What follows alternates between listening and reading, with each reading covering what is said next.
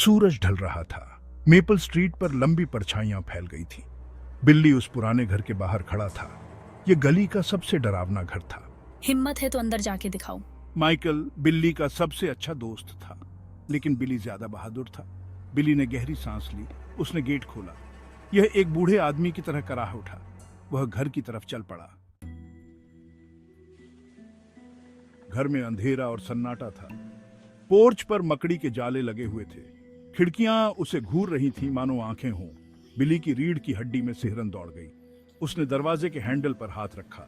यह ठंडा और गीला था। उसने धीरे से हैंडल घुमाया। दरवाजा खुल गया। अंदर हवा भारी और स्थिर थी। इसमें धूल और कुछ और अजीब सी गंध आ रही थी। बिल्ली ने अंदर कदम रखा। बिल्ली का दिल जोर जोर से धड़क रहा था। उसे अपनी ही सांसों की आवाज सुनाई दे रही थी। उसने एक कदम आगे बढ़ाया। उसके वजन से फर्श चरमरा गया। वह घर के अंदर आगे बढ़ता गया। उसका हर कदम चरमराहट और कराह से भरा था। ऐसा लग रहा था जैसे घर उसे चेतावनी दे रहा हो। वह भव्य सीढ़ियों के नीचे पहुंचा। उसने ऊपर देखा। सीढ़ियां ऊपर अंधेरे में गायब हो गईं। अचानक बिल्ली को एक आवाज सुनाई दी। यह एक फुसफुसाहट थी, धीमी और धीमी। यह इतनी धीमी थी कि पहले तो उसे लगा कि वह कल्पना कर रहा होगा, लेकिन जैसे ही वह वहां खड़ा रहा, फुसफुसाहट तेज होती गई और जोरदार होती गई। यह ऐसा था जैसे पुराने घर की दीवारें खुद उससे बात करने की कोशिश कर रही हों। उसने अपने कान दबाए, शब्दों को समझने की कोशिश कर रहा था, लेकिन वे बस उसकी पहुंच से बाहर थे, जैसे कोई भूला हुआ सपना। ऐसा लग रहा था जैसे यह दीवारों से ही आ रही है।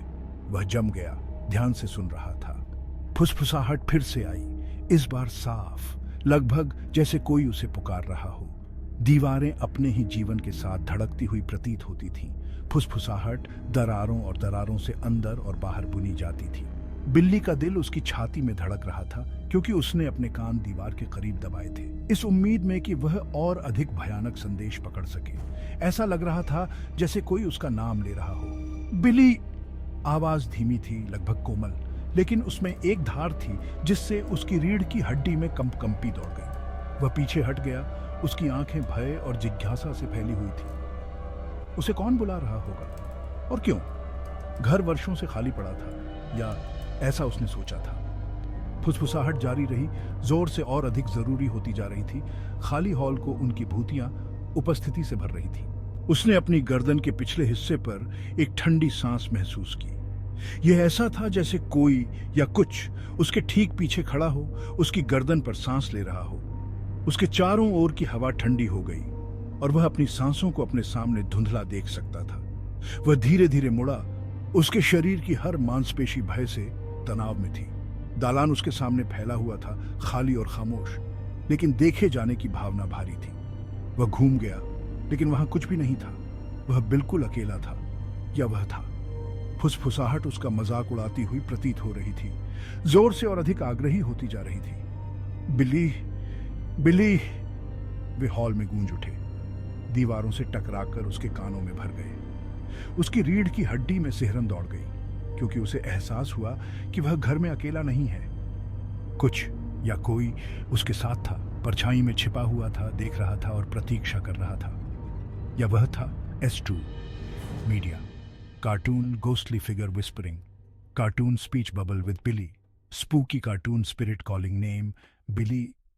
आवाज अब करीब थी, लगभग मानो यह उसके ठीक बगल में हो।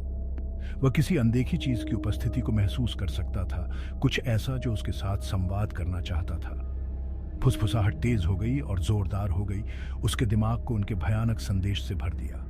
उसने एक गहरी सांस ली, अपने तेज दिल को शांत करने की कोशिश कर रहा था और फुसफुसाहट का पालन करने का फैसला किया, फुसफुसाते हुए दीवारों के रहस्यों को उजागर करने की उम्मीद में।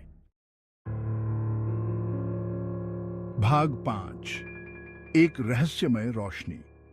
दूर से एक धुंधली रोशनी टिमटिमा रही थी। पहले तो मुश्किल से ध्यान देने योग्य थी, लेकिन हर गुजरते सेकंड के साथ मजबूत होती जा रही थी। यह हॉल के अंत में एक कमरे से आ रहा था, एक ऐसी जगह जो हमेशा रहस्य और फुसफुसाहट में डूबी रहती थी। मैं सतर्कता से प्रकाश के पास पहुंचा। मेरा दिल मेरी छाती में तेज हो रहा था। हर कदम पिछले वाले से भारी लग रहा था, जैसे हवा खुद प्रत्याशा से भरी हो। वह दरवाजे पर पहुंचा और अंदर झांका। यह एक पुस्तकालय था। दीवारों पर बुकशेल्फ लगे हुए थे जो धूल भरी पुरानी किताबों से भरे हुए थे, जो वर्षों से अछूते लग रहे थे। हवा में पुराने कागज और भूली हुई कहानियों की गंध थी। कमरे के बीच में एक मेज थी। मेज पर एक अकेली मोमबत्ती टिमटिमा रही थी, जिससे दीवारों पर लंबी नाचती हुई परछाइयां पड़ रही थीं। परछाइयां अपने ही जीवन के साथ चलती हुई प्रतीत होती थीं, जिससे भयानक आकृतियां बनती थीं जो मेरे दिमाग के साथ खिलवाड़ करती थीं। लेकिन वहां कोई नहीं था। टिमटिमाती मोमबत्ती और खामोश चौकस किताबों को छोड़कर कमरा खाली था। मोमबत्ती किसने जलाई? सवाल उसके दिमाग में गूंज रहा था, अनुत्तरित और परेशान करने वाला। कमरे का सन्नाटा लगभग भरा कर देने वाला था। केवल मोमबत्ती की लौ की हल्की चटक से टूटा हुआ था। वह इस भावना को दूर नहीं कर सका कि उसे देखा जा रहा है, कि अनदेखी निगाहें उसकी हर हरकत का पीछा कर रही हैं। पुस्तकालय, जो कभी ज्ञान और शरण का स्थान था, अब एक जाल की तरह लग रहा था। एक ऐसी जगह जहां रहस्य रखे जाते थे और रहस्य पैदा होते थे। उसने एक गहरी सांस ली, अपनी नसों को स्थिर करने की कोशिश कर रहा था। टिमटिमाती रोशनी उसे अपने करीब बुला रही थी, उसे अपने अस्तित्व के पीछे की सच्चाई को उजागर करने के लिए आग्रह कर रही थी। वह जानता था कि उसे यह पता लगाना होगा कि मोमबत्ती किसने या किसने जलाई है। उत्तर उसने महसूस किया, धूल भरे कब्रों के भीतर कहीं छिपा हुआ था, जो उसे घेरे हुए थे। दृढ़ संकल्प के साथ वह आगे कमरे में चला गया। जो कुछ भी आगे था, उसका सामना करने के लिए तैयार था। भाग 6। एक भयानक पतन। बिल्ली ने कमरे में कदम रखा। जैसे ही उसने ऐसा किया, उसके नीचे का फर्श टूट गया। वह नीचे नीचे नीचे गिर गया। वह एक गंदगी वाले फर्श पर धमाके के साथ उतरा। मैं एक अंधेरे और नम तहखाने में था। मकड़ी के जाले मेरे चेहरे को छू गए। मैंने महसूस किया कि कुछ मेरे पैर के पास से गुजरा। वह बाहर निकलना चाहता था। उसने इधर उधर देखा, लेकिन वहां केवल अंधेरा था। मैं फंस गया था। भाग 7। एक गुप्त द्वार। तभी उसने कुछ देखा। पुराने बक्सों के नीचे से एक धुंधली रोशनी चमक रही थी। उसने बक्से एक तरफ धकेल दिए। उनके पीछे एक दरवाजा था। यह थोड़ा अजर था। वह दूसरी तरफ से रोशनी आती देख सकता था। उसने धीरे से दरवाजा खोला। उसे अपनी आंखों पर विश्वास नहीं हुआ। वह अब किसी डरावने तहखाने में नहीं था। वह लोगों से भरे एक चमकीले रोशनी वाले कमरे में था।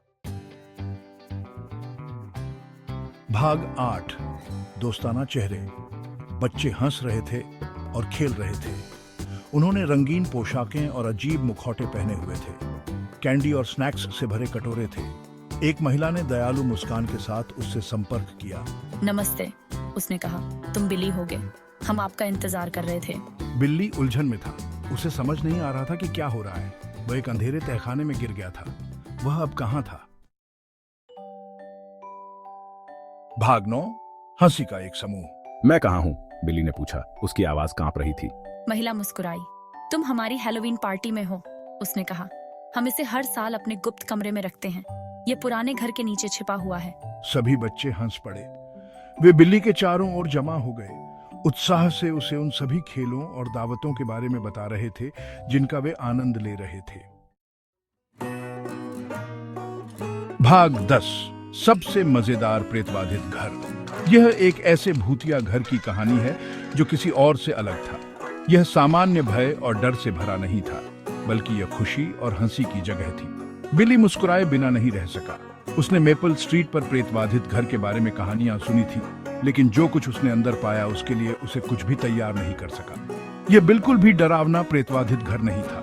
खौफनाक मकड़ी के जाले और भयानक शोर के बजाय दोस्ताना भूत थे जो मजाक करना और चुटकुले सुनाना पसंद करते थे। यह अब तक का सबसे मजेदार प्रेतबाधित घर था जिसे उसने कभी देखा था। दीवारों को रंगीन स्ट्रीमर और गुब्बारों से सजाया गया था और हॉल में गूंजती हंसी की आवाज आ रही थी। वह पार्टी में शामिल हुआ, अन्य बच्चों के साथ हंसा और खेला। उन्होंने भूत पर पूंछ पिन करें और सेब के लिए बॉबिंग जैसे खेल खेले, जबकि दोस्ताना भूतों ने उनकी जय जयकार की। उसने कैंडी खाई और पंच पिया जब तक कि वह और नहीं खा सका।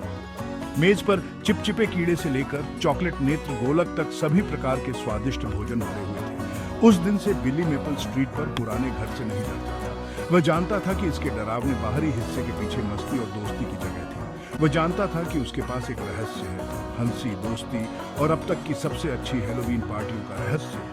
हर साल बिली हैलोवीन का बेसब्री से इंतजार करता था, ये जानते हुए कि मेपल स्ट्रीट पर प्रेतबाधित घर हमेशा मौसम का मुख्य आकर्षण होगा। जैसे जैसे साल बीतते गए, अधिक से अधिक बच्चों ने प्रेतबाधित घर के जादू की खोज की। ये पड़ोस में एक प्रिय परंपरा बन गई। बच्चों को उस मस्ती और खेलों का बेसब्री से इंतजार था जो उनके अंदर इंतजार कर रहे थे। दोस्ताना भूत पुराने दोस्तों की तरह बन गए, हमेशा एक नए मजाक या एक चंचल डर के साथ तैयार रहे। उन्हें बच्चों के चेहरों पर खुशी देखना बहुत पसंद था और उन्होंने प्रत्येक हैलोवीन को अविस्मरणीय बनाने में गर्व महसूस किया और इसीलिए मेपल स्ट्रीट पर प्रेतबाधित घर खुशी और हंसी की जगह बना रहा। यह एक अनुस्मारक था कि कभी-कभी जो चीजें सबसे डरावनी लगती हैं, वे सबसे अद्भुत आश्चर्य बन सकती हैं। बिली अक्सर उस पहले हैलोवीन के बारे में सोचता था जो उसने प्रेतबाधित घर में बिताया था। यह एक ऐसी रात थी जिसने उसके जीवन को बदल दिया, उसे सिखाया कि साहस और एक खुला दिल सबसे आश्चर्यजनक कारनामों की ओर ले जा सकता है। इसलिए यदि आप हैलोवीन के दौरान खुद को मेपल स्ट्रीट पर पाते हैं, तो प्रेतबाधित घर के अंदर कदम रखने से न डरें। हो सकता है कि आप खुद को अब तक की सबसे मजेदार, सबसे जादुई जगह पर पाएं।